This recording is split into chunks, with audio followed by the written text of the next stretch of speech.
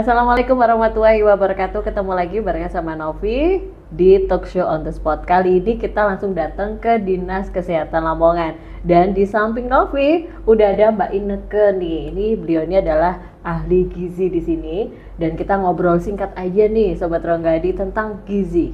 Wah, kalau gizi mungkin nanti belok-beloknya tuh ke anak-anak ya Mbak Inneke ya. Tapi sebelumnya Mbak Inneke boleh nih memperkenalkan diri dulu. Ya, perkenalkan, nama saya Inneke Rahayu Putri, saya ahli gizi di Dinas Kesehatan Kabupaten Lamongan. Iya, ini ngomongin soal gizi sendiri ya Sobat Ronggadi. Jadi memang ya mengenal gizi khususnya untuk anak-anak, apalagi kita sebagai orang tua juga memperhatikan banget gizi untuk putra-putri kita. Sebenarnya ya, kalau kita dengar kata gizi itu lebih ke apa sih? Makanan yang seperti apa? Spesifiknya bagaimana ya, paling nggak kita tahu lah batasan-batasan makanan bergizi itu yang seperti apa gitu. Silakan. Khususnya untuk anak-anak ya Mbak ini, jadi yang penting adalah konsep kita tetap pada tentang gizi seimbang. Artinya harus ada pertama karbohidrat terpenuhi, kemudian protein ada 2 yaitu protein hewani dan nabati, kemudian sayur dan 2 sebagai sumber mineralnya. Itu harus ada di dalam piring, 1 piring makan porsinya isi anak-anak. 1 piring ya? Betul. Oke, baik. Ada sayuran, ada protein hewani, nabati, terus apa lagi tadi? Jangan lupa karbohidrat sebagai sumber energi. Gitu. Nah, ini nih kadang-kadang kalau kita sebagai orang tua ya, karena Sobat Ronggadi juga kebanyakan yang dengerin ini ya, mungkin putra-putrinya kadang kalau makan itu ya udah pokoknya ada nasi sebagai karbohidrat. Kemudian pakai ini nih, entah itu telur ataupun ayam sebagai sumber protein hewani. Ini gimana nih? Sebenarnya kalau sudah nasi, telur itu sudah bagus, tapi kan ini belum seimbang gitu kan.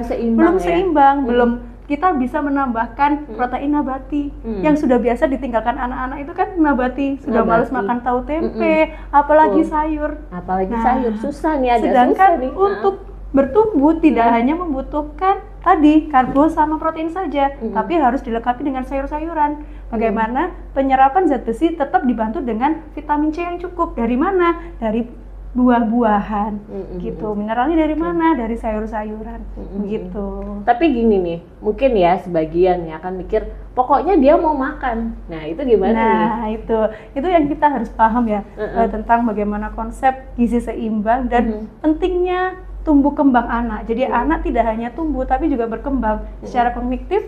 Perkembangan otak kan selalu bertumbuh gitu. Kita sudah memprioritaskan mulai dari ibu hamil, bayangkan Mbak. Ibu hamil itu kita sudah harus 1000 hari pertama kehidupan. Ketika kita tahu positif hamil, ya sudah kita harus penuhi gizinya gitu dengan gizi seimbang, dengan tambahan-tambahan asam folat, zat besi dan lain-lain sehingga sampai dengan anak usia 5 tahun namanya Golden periode age, ya? emas. Betul sekali. Oke, baik. Gitu. Dimana nanti pasti ada step-stepnya. Anak usia 1 tahun ada ukuran makannya sendiri, frekuensi makannya sendiri, begitu jumlah makannya juga sesuai dengan usianya. Oke, ini kalau biasanya kalau anak-anak MPASI ya Dok ya, mungkin masih bisa lah kita memberikan makanan-makanan kayak sayuran. Nantinya akan terbawakah ketika dia sudah mulai agak besar gitu? Nah iya betul. Lidahnya udah terbiasa. Betul. Gitu ya? Jadi kalau mulai dari kecil tidak dibiasakan makan natrium yang tinggi, misalkan dia bawah 1 tahun kan memang tidak boleh penggunaan garam sebenarnya. Tapi biasanya banyak ibu-ibu yang membeli di luar, di mana pasti ada kandungan natriumnya. Pokoknya anak saya mau makan, itu yang salah, gitu kan?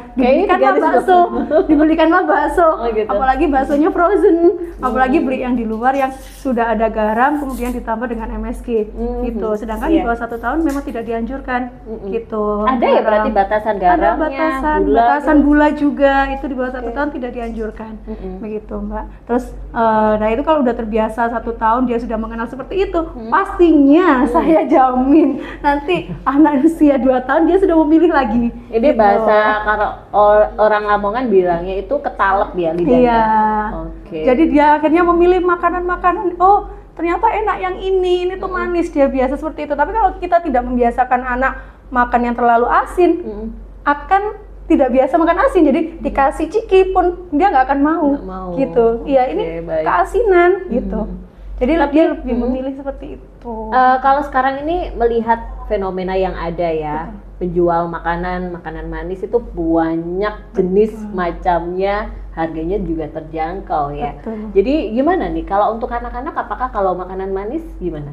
Nah, kalau makanan manis sendiri kan sekarang banyak es ya Mbak ya, boba, apalagi sekarang susu. Kita perhatikan dulu komposisinya. Gitu. Itu kan ada kan di komposisi, jadi pinter-pinter ibu-ibu tuh baca kemasan label. Saya sudah bilang itu berkali-kali ya, baca kemasan label, lihat komposisi gulanya berapa.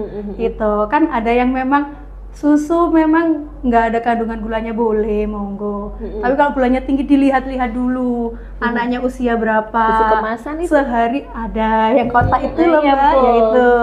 Itu kan ada komposisinya itu dilihat lah. Dilihat anaknya usia berapa. Jangan anak masih kecil sudah biasa makan itu tadi. Sehari ada yang bisa sampai 3 kotak, sedangkan itu satu kemasan tuh 5 gram. Misalkan berarti kalau 3 kotak sudah 15 gram. Gitu. Nah, itu yang kita harus pikirkan. Kenapa diabetes muncul di usia anak-anak? Nah, Kita evaluasi lagi. Oh, ternyata dari kecil dia sudah biasa gitu. makanan kemasan yang seperti itu. Oh, ternyata dari kecil ibunya sudah biasa ngasih minuman-minuman yang manis, beli-beli dikit-dikit dikasih es teh manis misalkan yang gampang dan terjangkau kan itu es teh manis. Kemudian nanti di pinggir ada seblak mungkin, ya belak kan? seblak gitu. Cilok. Nah, kalau makanannya sudah tepung-tepungan, gula, coba kita dietary recall 24 jam atau sehari aja, itu udah berapa karbohidrat, sedangkan karbohidrat berlebih juga akan jadi gula gitu. Ini kalau anak-anak ya. Anak-anak itu masih anak-anak ini bicara anak-anak. jadi- Kenapa angka diabetes, kenapa angka hipertensi itu naik? Ya karena memang pola asuh dari keluarganya betul. tersebut. Makanan ya. Betul Ini sekali. berpengaruh kepada masa depan kesehatan si anak itu tadi gitu ya. Oke. Dan yang pastinya juga nih, kalau ahli gizi pastinya juga tahu ya, stunting sendiri nih, Mbak Ineke. Jadi memang untuk mengurangi resiko stunting sehingga anak-anak juga gizinya juga terlengkapi dengan makanan itu tadi, isi piringku, balik lagi ke Iya, isi balik lagi piringku. ke isi piringku. Ini gimana nih sarannya juga? Jadi kalau misalkan stunting ya tetap sama, kita harus berpedoman pada isi piringku, terutama protein hewani. Jadi kalau memang kita mengejar untuk tingginya yang kurang, tadi Mbak bisa dengan itu tadi kita tambahkan di protein hewani. Misalkan sudah dengan ikan, kita tambahkan lagi dengan telur, begitu. Jadi nanti kita lihat lagi usianya berapa, tinggi badannya berapa, berat badannya berapa. Di sekolah itu tingkat SD ada yang memang mengharuskan anak membawa bekal dengan menu ikan. Iya, Itu betul. apakah memang nantinya juga berpengaruh ya kalau suka makan Betul ikan sekali, karena ikan itu kan produk lokal, Mm-mm. gitu kan Mbak. Jadi apalagi kita di Lamongan yang kaya akan ikan, begitu Ikan ya. lele, ikan bandeng. Dekat dengan laut. Betul, Bagaimana omega 3-nya juga banyak, gitu kan, kalsiumnya juga banyak. Ikan tuh Masya Allah kandungan gizinya komplit. Oke. Albumin nggak ada di dalam di dalam daging nggak ada, di dalam ayam nggak ada, tapi albumin, protein yang lengkap yang gampang dicerna itu ada di dalam ikan. Oke, Gitu. baik. Ini satu pesan untuk orang tua yang mungkin Sobat Ronggadi nih sendiri juga lagi pantau podcast kita. Monggo Ya, silakan. Jadi untuk ibu-ibu, keluarga, ayah-ayah juga, tidak hanya ibu-ibu ya, ayah juga berperan sekali untuk tumbuh kembang anak. Jadi mulai dari awal diedukasikan anak agar makan dari rumah, dibiasakan makanan-makanan sehat dari rumah, terutama untuk makanan pokok, untuk makanan utama harus dengan makanan gizi seimbang. Kalau untuk snack atau kudapan Mbak, Iya, biasanya betul. dimakan kalau pas jam 10, kemudian selingan nanti sore gitu kan biasanya, atau malam misalkan anaknya lapar, pilih makanan yang tepat. Bisa buah-buahan gitu ya, kita kembali ke lokal. Boleh makan bakso, boleh. Baksonya bikin sendiri ditambah sayur. Jadi nanti Jamur dagingnya ya jamur juga boleh kan betul. gitu. Jadi nanti dagingnya lebih banyak. Jadi bukan boleh kok makan cilok kalau sesekali boleh gitu ya. Tapi kalau kembali lagi itu tadi, Iya. makanan yang sehat adalah makanan yang berasal dari dapur kita sendiri. Oke, Begitu. itu mungkin- Jadi kita tahu gitu bahan-bahan yang kita gunakan tidak akan bahan-bahan yang tidak baik. garis Begitu. bawahi banget, makanan yang baik dari dapur kita sendiri. Makanan yang sehat itu berasal dari dapur kita Makanan sendiri. yang sehat ya Sobat Betul. Ronggadi. Di salah satu pesan juga sehingga mengingatkan kita untuk lebih sering buat makanan Betul, sendiri ya. iya, buat ibu-ibu sering memodifikasi makanan, misalkan oh anakku suka cilok, coba ciloknya dikasih telur puyuh dalamnya, kan bisa tuh ya dibikin gini terus dikasih telur puyuh dalamnya, direbus seperti itu. Tahunya misalkan siomainya ditambahin daging ayam, yang biasanya siomainya cuma isinya kanji mbak, itu kan bisa ditambahin cincangan daging ayam, bikin siomay gitu. Iya, Saya kalau di rumah seperti itu soalnya, jadi Tuh, bikin kan. aja sendiri, sausnya pakai sendiri, tomat dipotong-potong, Direbus. kemudian direbus hanya di blecik aja, gitu biar likopennya juga naik kan kalau direbus sekali. Likopen tuh bagus banget untuk Likopen yang antioksidan. terkandung dalam Betul. tomat. Iya, hanya direbus cuma sekali.